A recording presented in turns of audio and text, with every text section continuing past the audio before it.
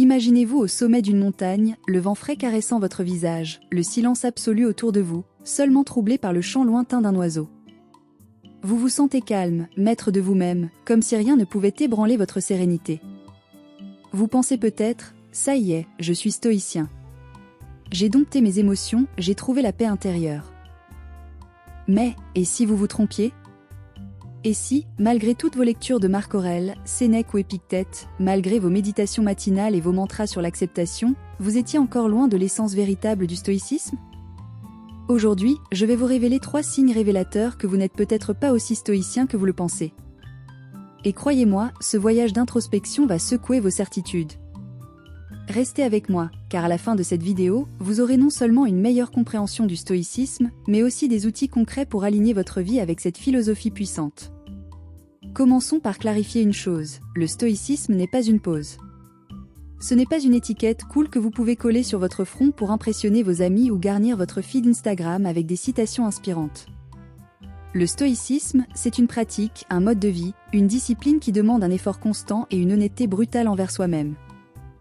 Et pourtant, dans notre monde moderne, il est facile de se perdre dans une version diluée de cette philosophie, de croire qu'on est stoïcien parce qu'on lit des livres ou qu'on affiche un calme apparent. Mais le vrai stoïcisme va bien au-delà de la surface. Alors, comment savoir si vous êtes vraiment sur la voie stoïcienne ? Voici le premier signe que vous ne l'êtes peut-être pas, vous êtes obsédé par le contrôle des choses extérieures. Signe numéro 1, vous cherchez à contrôler ce qui ne dépend pas de vous. L'un des piliers fondamentaux du stoïcisme, c'est la dichotomie du contrôle. Épictète, l'un des plus grands philosophes stoïciens, a dit « Il y a ce qui dépend de nous, et ce qui ne dépend pas de nous ». Ce qui dépend de vous, ce sont vos pensées, vos jugements, vos actions, votre attitude. Ce qui ne dépend pas de vous, c'est tout le reste, la météo, l'opinion des autres, les résultats de vos efforts, les aléas de la vie. Si vous passez vos journées à vous énerver contre la pluie qui gâche votre pique-nique, contre un collègue qui vous critique, ou contre un projet qui n'aboutit pas comme vous l'espériez, alors vous n'êtes pas stoïcien. Vous êtes en guerre avec la réalité. Pensez à une situation récente où vous avez perdu votre calme. Peut-être que vous étiez coincé dans les embouteillages, en retard pour une réunion importante. Votre cœur battait plus vite, vos mains serraient le volant, et vous pestiez contre les autres conducteurs. Vous vous disiez peut-être, pourquoi est-ce que ça m'arrive toujours à moi ? Mais demandez-vous, est-ce que vous contrôlez les embouteillages ? Est-ce que votre colère change quoi que ce soit à la situation ? Non. Un vrai stoïcien aurait pris une grande inspiration, aurait accepté que la situation est hors de son contrôle et aurait concentré son énergie sur ce qu'il peut faire, écouter un podcast inspirant, réfléchir à une solution alternative ou simplement rester calme. Mais soyons honnêtes, ce n'est pas facile. Nous vivons dans une société qui nous pousse à vouloir tout contrôler. Les réseaux sociaux nous bombardent d'images de vie parfaite, de carrières fulgurantes, de corps sculptés. On nous vend l'idée que si on travaille assez dur, si on planifie tout à la perfection, on peut tout avoir. Et quand les choses ne se passent pas comme prévu, on se sent frustré, trahi par la vie. Mais le stoïcisme nous enseigne que cette frustration vient d'une erreur fondamentale, croire que nous pouvons contrôler l'incontrôlable. La prochaine fois que vous sentez la colère monter face à une situation extérieure, posez-vous cette question. Est-ce que cela dépend de moi ? Si la réponse est non, laissez tomber. Redirigez votre énergie vers ce que vous pouvez influencer, votre réaction, votre état d'esprit. Signe numéro 2, vous vous complaisez dans vos émotions négatives. Le deuxième signe que vous n'êtes pas stoïcien, c'est que vous vous laissez submerger par vos émotions négatives, et pire, vous vous y complaisez. Attention, le stoïcisme ne vous demande pas de devenir un robot sans émotion. Marc Aurèle lui-même, empereur de Rome, écrivait dans ses pensées sur ses luttes intérieures, ses doutes, ses moments de faiblesse. Les stoïciens reconnaissent que les émotions font partie de la condition humaine. Ce qui les distingue, c'est leur façon de gérer ces émotions. Imaginez que vous venez de recevoir une critique cinglante au travail. Votre première réaction est peut-être la colère, la honte, ou même l'envie de vous venger. Vous passez la soirée à ruminer, à rejouer la scène dans votre tête, à imaginer des réponses cinglantes que vous auriez dû donner. Vous vous dites « Je suis tellement en colère, c'est normal, c'est humain ». Mais voici où le bâtiment blesse. Se complaire dans cette colère, la nourrir, lui donner du pouvoir, ce n'est pas stoïcien. Un stoïcien examinerait cette émotion avec détachement. Il se demanderait « Pourquoi est-ce que je ressens ça ? Est-ce que cette critique reflète vraiment qui je suis, ou est-ce juste l'opinion de quelqu'un d'autre ? Comment puis-je utiliser cette situation pour grandir? Sénèque, un autre grand stoïcien, parlait de l'importance de la premeditatio malorum, c'est-à-dire l'anticipation des maux. Cela ne signifie pas vivre dans la peur ou la paranoïa, mais se préparer mentalement aux défis de la vie.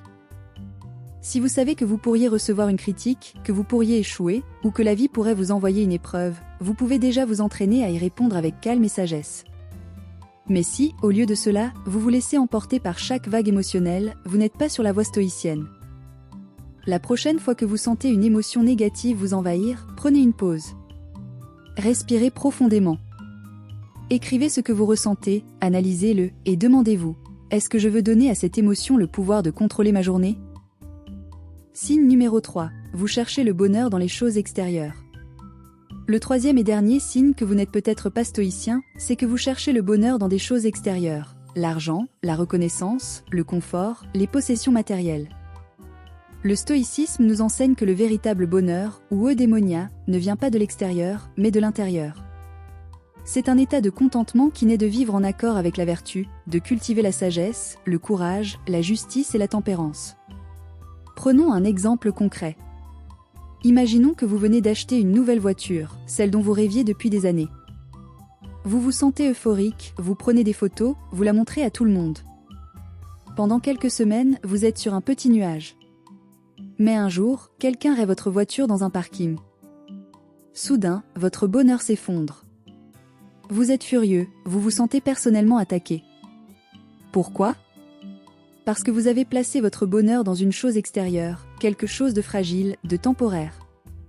Un stoïcien, lui, aurait peut-être ressenti une pointe de déception, mais il se serait vite rappelé que sa tranquillité d'esprit ne dépend pas d'une voiture, aussi belle soit-elle. Épictète disait, ce ne sont pas les choses qui troublent les hommes, mais l'opinion qu'ils en ont. Si vous cherchez le bonheur dans des choses que vous pouvez perdre, une promotion, une relation, un objet, vous serez toujours à la merci des circonstances. Le stoïcisme nous invite à construire un bonheur durable, ancré dans ce que personne ne peut nous enlever, notre caractère, nos choix, notre façon de voir le monde. Comment devenir plus stoïcien? Alors, que faire si vous vous reconnaissez dans l'un de ces signes? Pas de panique. Le stoïcisme n'est pas un club fermé réservé à une élite de sages. C'est une pratique accessible à tous, à condition d'y mettre de l'effort. Voici 3 étapes concrètes pour avancer sur la voie stoïcienne. Première étape, pratiquez la dichotomie du contrôle. Chaque matin, prenez 5 minutes pour réfléchir à votre journée. Faites une liste mentale des choses que vous pouvez contrôler, c'est-à-dire vos actions, vos pensées, et celles que vous ne pouvez pas, c'est-à-dire les actions des autres, les imprévus. Quand un défi survient, posez-vous la question, est-ce que cela dépend de moi? Si ce n'est pas le cas, laissez aller. Deuxième étape, entraînez-vous à observer vos émotions. La prochaine fois que vous ressentez de la colère, de la tristesse ou de la frustration, ne vous jetez pas tête baissée dans l'émotion. Prenez un carnet et décrivez ce que vous ressentez, pourquoi vous le ressentez, et comment vous pourriez y répondre différemment. Cet exercice, inspiré des stoïciens, vous aide à prendre du recul et à ne pas vous laisser emporter. Troisième étape, recentrez-vous sur les vertus. Chaque soir, posez-vous cette question. Ai-je agi aujourd'hui avec sagesse, courage, justice et tempérance? Cela ne signifie pas être parfait, mais cherchez à aligner vos actions avec ces valeurs. Par exemple, avez-vous été juste dans vos interactions avec les autres? Avez-vous fait preuve de courage face à une situation difficile? Ces petites réflexions quotidiennes transforment votre caractère au fil du temps. En conclusion, le stoïcisme n'est pas une destination, c'est un chemin.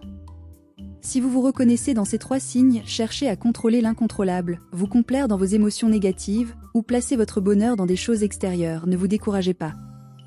Ces erreurs sont humaines, et le simple fait d'en prendre conscience est un pas vers la sagesse. Le stoïcisme nous invite à être honnêtes avec nous-mêmes, à accepter nos imperfections, et à travailler chaque jour pour devenir une meilleure version de nous-mêmes. Alors, où en êtes-vous sur votre chemin stoïcien? Prenez un moment pour y réfléchir.